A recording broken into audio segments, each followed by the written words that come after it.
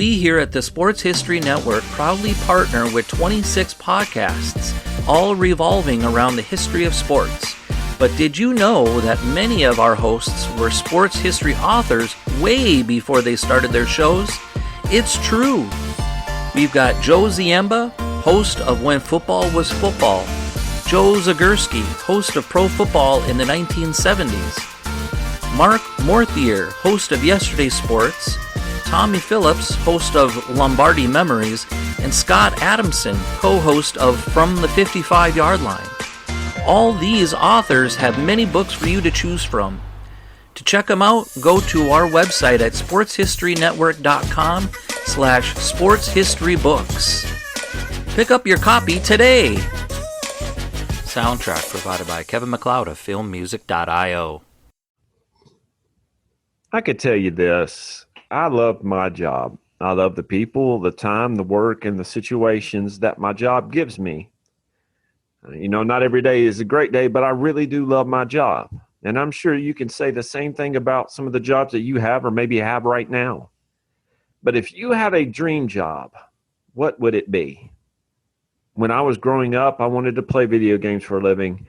Now, if the Tennessee Titans offered me a job, that would probably be a dream job to think about that.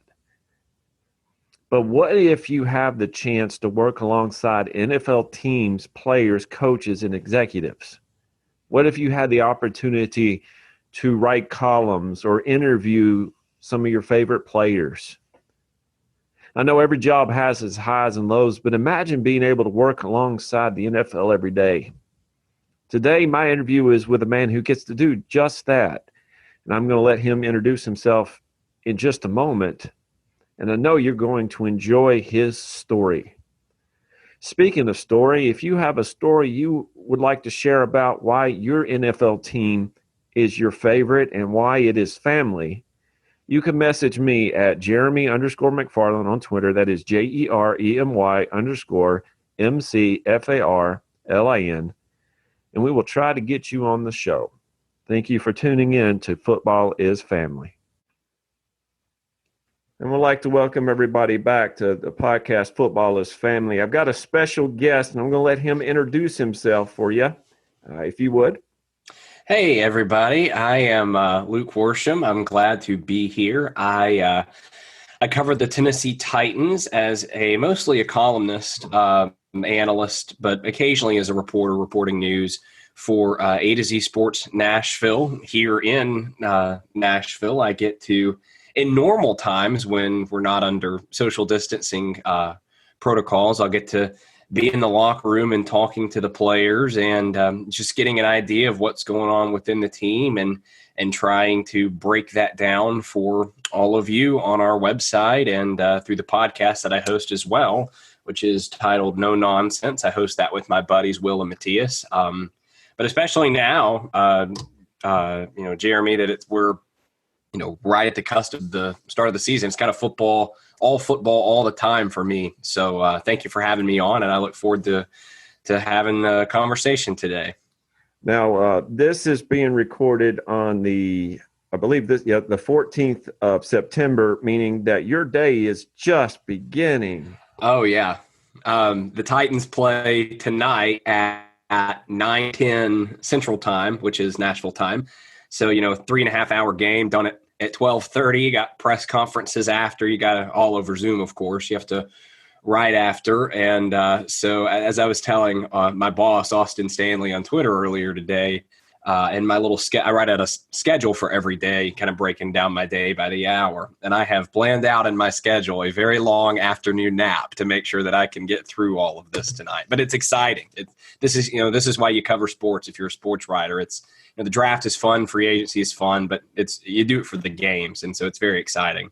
Now, how close did you get when the draft came to Nashville? How close were you able to get into that? I was on the red carpet when the draft came to Nashville, which was really, really cool. One of the things that we were able to do at A to Z, because we have such a big team, we have me, we have Buck Rising, Austin Stanley, and Zach Bingham. That's sort of our Titan-centric team.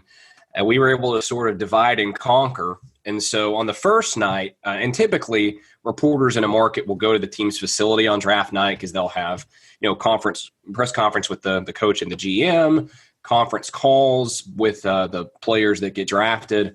And so at least for the first night, for the rest of it, I was at the Titans facility. But for the first night, we sent Buck to the Titans facility. Austin and Zach did their show, and I kind of got to meander around downtown and cover that scene. But being on the red carpet was a lot of fun. I got to talk to some of these draft prospects. I'm trying to remember. I talked to Drew Lock, who the Titans will play tonight. Hollywood Brown is someone that I thought the Titans should have drafted. Governor Haslam, not Governor Haslam, Governor Lee was on the red carpet. Amy Adams Strunk. It was a really fun experience, and probably up there with the coolest things, if not number one, pretty close, coolest things that this job has afforded me the opportunity to do. Well, it was something else. And in case you didn't get to see the videos from the draft, I think we had on 2nd Avenue or Church Street, I believe it was Church Street, wasn't it? Or Broadway. It was Broadway. That place was packed. Do you know the exact number, or you have any idea what the number was? I don't have a number. I did see it because when the Titans picked, I walked out because there was this little area between the stage, which was really long, and then the crowd where reporters could kind of hang out. And I was over there, and so I got to see the crowd. I know I've read the number. I don't remember it. What is it? Do you have it in front of you? I don't actually. Let me see if I can. Well, now I'm curious. But I went earlier that day. I was not going to brave the crowd, but I did get to go see the area. And the best part about it, Luke, was I saw Browns fans, Seahawks. There was a man from the 49ers who was carrying around fake Lombardi trophies. And I thought that was pretty impressive. It was 600,000, by the way. That's according to Google. That is insane. And if you've ever been to downtown Nashville, that is a lot more than can fit down there. Yeah, yeah. Now, Luke, tell me about what is your first and earliest memories about the NFL? Yeah, and this is fun to talk about. This is so unique. I'm so glad you're doing this. This is such a great idea. So I was a bit of a late bloomer. I never played organized sports as a kid. I'm not terribly athletic. I can do two things. I can catch and I can throw. Unfortunately, I cannot run, which sort of limits my ability to play sports. But, my dad is a sort of casual fan of football. But we were never the type of family that, was playing catch out in the yard or anything like that. And so I kind of discovered football on my own in a way.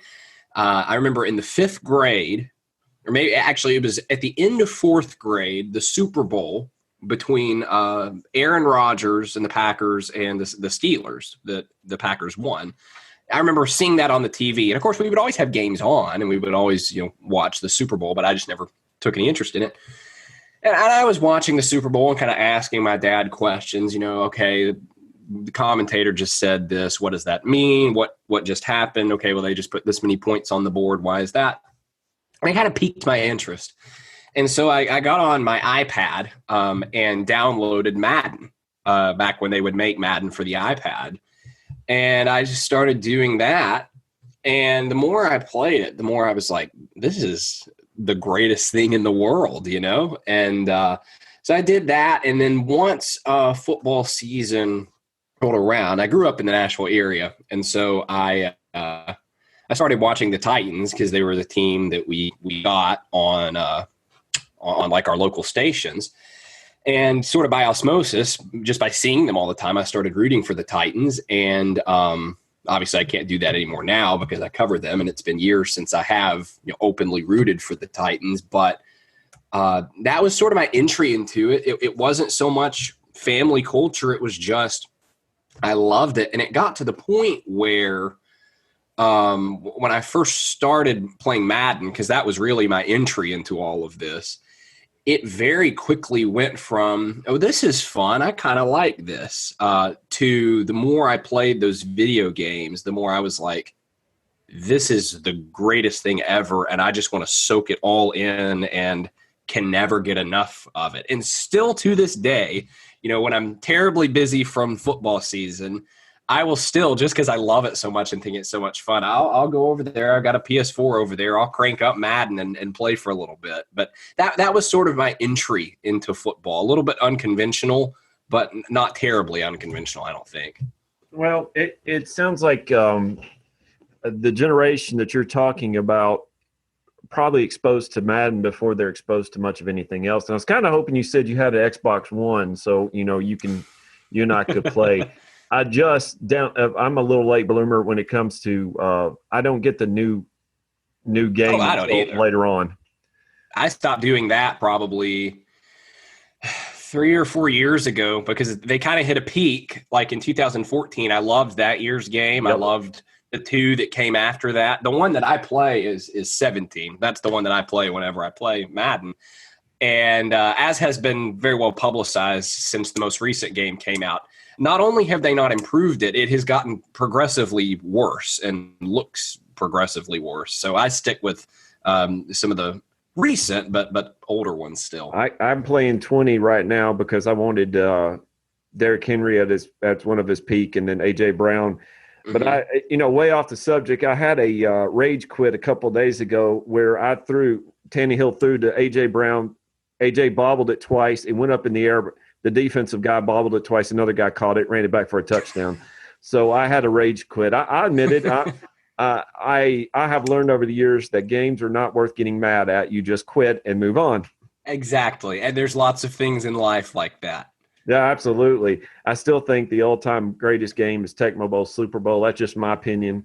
That's beyond my time. That's much earlier than me. He's calling me old, folks. He's calling me old. But I tell you what, if you young whippersnappers can find it, play Tecmo Bowl Super Bowl. But see, your earliest memories deal with video games, which is a lot, which is fun, which is great. Which is one of the things that I enjoy about the football. Which for me, I grew up, I was 6 foot, 130 pounds. If I played football, I would have been broken in half. Yeah. I mean, I was very much the same way. I'm 5'8" right now and have been kind of for years since I was in, 9th, 10th grade. And so I was never really built for this. And another thing I want to say too about the video game thing, because I think it gets a bad rap a lot of times, like, the kids are just playing video games.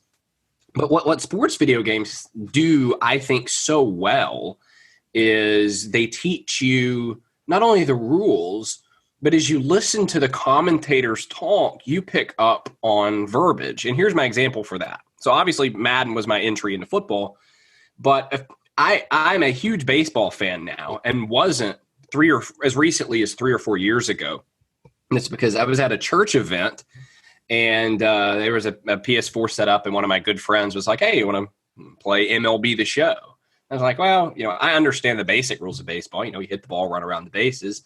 But we played that, and I kind of liked it, and so I went and bought the game and started playing. And now I'm a huge baseball fan, and I don't. But if I had to, I could write and do what I'm doing for the Titans right now for baseball, because that's the level of understanding I've gained mostly from playing these video games. And I think they have great value.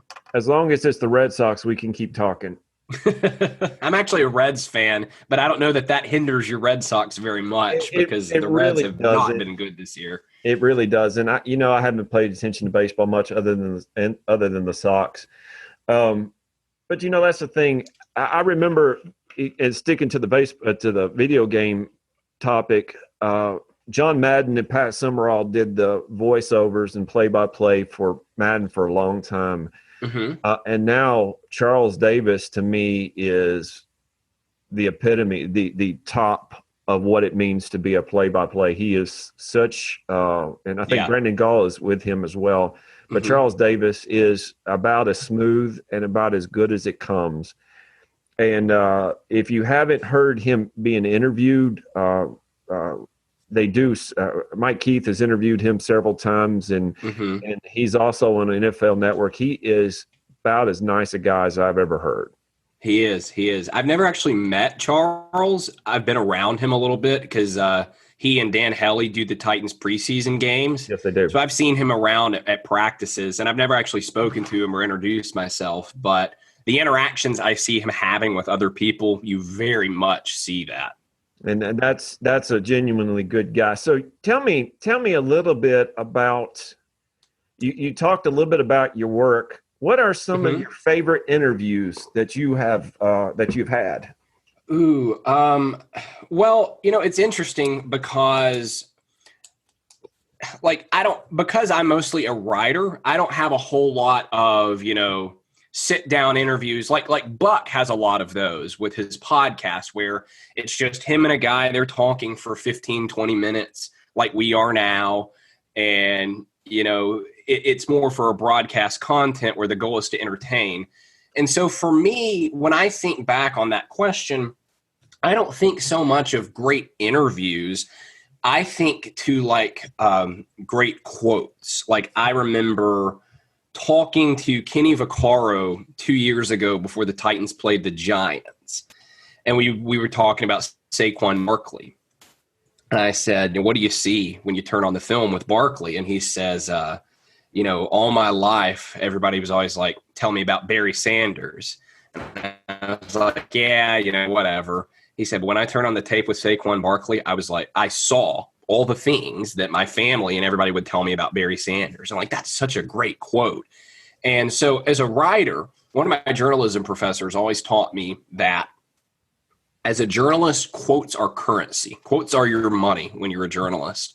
And so because I'm a writer, that's sort of the approach that I take. Another great day of interviews was the day after the Titans lost the AFC Championship.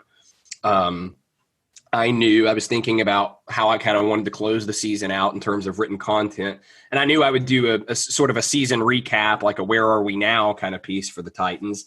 But I also knew I wanted to write sort of a eulogy for Marcus Mariota's Titans career because we all knew it was over. And, I talked to some offensive players. I talked to Jack Conklin, A.J. Brown, and some others. But what surprised me is, and I did this not really knowing what I was going to get, but I walked up to Kevin Byard, who is, in addition to being one of the nicest and most genuine people you'll ever meet, is also incredibly well-spoken and so intelligent that he's just so much fun to have a conversation with. But I walked up to him and I said, Kevin, I want to ask you about, Mariota. I know he's not a defensive player, but from your perspective as a team captain and someone that played with him for years, what's sort of your takeaway from having played with him? And it was amazing. And granted, I'm someone that has criticized Mariota because he's just not that good as a quarterback, but I never denied his impact on the locker room and how good of a person he was. It was just amazing that this defensive player is standing here talking about how Marcus Mariota impacted his personal life and made an impact on the kind of person that Kevin Byard is. And then I got the same kind of things from other defensive players. And I talked to Taylor Lewan in a scrum and asked him the same question. And so those are the moments that I think back on as like, wow, those were great quotes. And it's just the coolest part of what I get to do because, growing up as a football fan, like I mentioned, I kind of couldn't get enough of it. I was always so curious. And I still sort of have that curiosity, maybe not to the degree that I once did. But the great thing now, and what I think is so cool about this job is, I'm looking for quotes for stories. I'm looking to write good columns and sort of artistically write all of this. But my favorite part is if there's something I want to know, like if I watch the game tonight on the TV or, when we get to go back to the stadium, and I think, what in the world was that? Or I think, now that was pretty good. I wonder who decided that or why that. I get to go ask the people, hey, what was, what my favorite question to ask in press conferences and the players is why? Because it just opens the door up and you get to let them talk. So it's sort of a long-winded answer to your questions, but that's what I think is so cool about this job. And when you ask about, favorite interviews, anytime I talk to Kevin Byard, that's probably a favorite interview. Rashaan Evans is kind of like that too. But I hope that answers your question.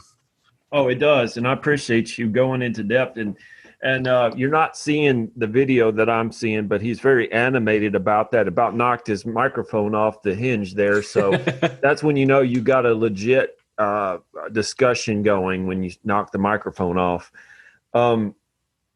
You how long have you been working with A to Z Sports? Tonight begins my third football season with A to Z Sports. Before that, I wrote for Titan Sized, the fan-sided blog, Yes. from 2016 to 2018. This is also my fourth year podcasting about the Titans. I did 2 years for Titan Sized, and this is year 2 of No Nonsense, which is basically the same thing we were doing at Titan Sized, but it's an enterprise that I and Matthias and Will own. Now, I just, way off the subject, I just got a message from Yahoo Sports saying that Marlon Mack is out for the season. Yep, I saw that earlier. Tear. So if you have him on your fantasy league, you might want to find that backup. You might want to go pick up Nyheim Hines. I mean, he had a great game yesterday. Phillip Rivers was throwing to him a bunch. See, that's what I don't want to hear. I don't want to hear that. But now tell me, I've got a couple more questions for you, and I will let you go. And I appreciate your time. You said that you've experienced. If you can go back and put any your Madden game that you're talking about, if you could take any of the older players in NFL and place it in your Madden football team, who would be your starting running back? I was about to when you started asking that question, I had a running back in mind, and then when you narrowed it down, my all-time favorite NFL player, partly because of playing with him in Madden growing up, but watching him also, is Adrian Peterson. And I'm so thrilled that he's with the Lions now and that we get to, for at least another year, watch him. He had a great game yesterday, averaged over 6 yards a carry on 17 carries. But I have always been sort of partial to running backs, and I don't know why. And I am bored to tears with the teams that just want to run the ball, down your throat. But for whatever reason, like DeMarco Murray was always, when he was with the Cowboys, was one of my favorite players to watch. But Adrian Peterson is my all-time favorite NFL player because no one ever has been like him. Adrian Peterson manages to run like he's 5'8", but also run like he's, Derrick Henry, like he's 6'3". He has an incredible combination of power, and his jump cut is just as good of a jump cut as you'll find from a smaller running back. And I've just always been mesmerized with him, especially his MVP season in 2012 kind of made me really fall in love with him and sort of solidified all of that. And Adrian Peterson is my answer to that question. He's a first ballot Hall of Famer, him and Frank Without Gore. a doubt. Frank Gore. I can't believe that those two guys are still running the way they are. Mm-hmm. Yeah. And one more question, and I will let you go. I'm just making sure that I just got another message and hoping that I don't have that Patrick Mahomes is still on my team. Somehow I got him at the second pick this year in my draft. I'm still surprised that I got him. But anyway, the topic of this podcast is football is family. Yep. What makes football family to you? So, and when you first sent me the message asking if I would come on, I kind of started thinking about that because I knew this was the direction you were heading with the podcast. And what comes to mind is, for me in my life, the greatest impact that sports had, because for a lot of people, the impact of sports is, you play it growing up and you learn leadership and discipline and initiative and all those important lessons. Well, I never played sports growing up, so I had to learn those lessons elsewhere. So the meaning of sports for me in terms of family idea in my life is, it is, in my opinion, the single greatest conversation starter. And I don't mean that in the sense that, you need to go to a cocktail party and start talking about football and that's all it means. I mean that I could list for you, 5 or 6 of my very best friends who, I didn't necessarily go to school with or met elsewhere, who the first time we met, the conversation was, I just run into them and I'm having small talk, and maybe I see that, they're wearing a Patriots cap. And I can say, hey, did you see what Tom Brady did yesterday? Or, they're wearing a Cincinnati Bengals jersey. And I say, man, AJ Green had that crazy catch yesterday. Did you see that? And what happens from that connection is it gives you this mutual endpoint. Because I believe that with relationships, a lot of times you have to have something mutual. You're in the same class together in school. You work at the same place. And I think that sports pervades all of those things and gives everyone this sort of entry point to then develop a deeper relationship. Now, a lot of these people that come to mind when I think about that, I'm obviously much deeper friends with them than that now, where I'm not, our relationship exists beyond football, but it's such a great entry point. And for someone that's certainly not I wouldn't exactly consider myself a great mingler. Like I was telling one of my buddies the other day, I was like, small talk is just one of the things in life that I abhor the most. So for someone like me who sort of has that personality trait, it's such a comfort knowing that, if you find someone that loves football, you can talk about football with them. And then I think it extends beyond football. If you find someone that's a big baseball fan, it just sort of gives you an entry point into relationships. And I think the relationships are, in a lot of ways, in addition to the Lord, I think that relationships are the key to life and the key to surviving and to thriving. And I think that sports are oftentimes one of the greatest avenues to those relationships. So it's more than just a box score. It's a connection. Absolutely. 100%. See, this is what I want from this, because I think sometimes we as fans, number one, get pushed aside. The ticket prices get raised. Everything gets raised. The hat I'm wearing right now was on sale on a website for $15. It's the Titans when they went to I really Britain. like that. Yeah, I just found it's like, I had to have it. I had to have it. Now I'm looking at prices way above what I typically want to pay for merchandise. Mm-hmm. But we stick with sports because, number one, we find a team, we go around them, or number two, we find a player. And number three, how many times have you gone to a game, whether it be preseason or regular season, that you start talking to people next to you and you lose it, you get attached to them, y'all scream together, you cry together, you get mad together for 3 hours. Absolutely. I mean, and that's what I was getting at. It's such an incredible connection builder. The fact that you can go to a Titans game or a Bengals game or Colts game or any other game, and you're sitting next to this guy that you've never seen before in your life, and yet because you have this connection, you feel like for years. That's the big thing. Well, Luke, I appreciate your time, and I appreciate your enthusiasm. And again, plug your show for us, will you?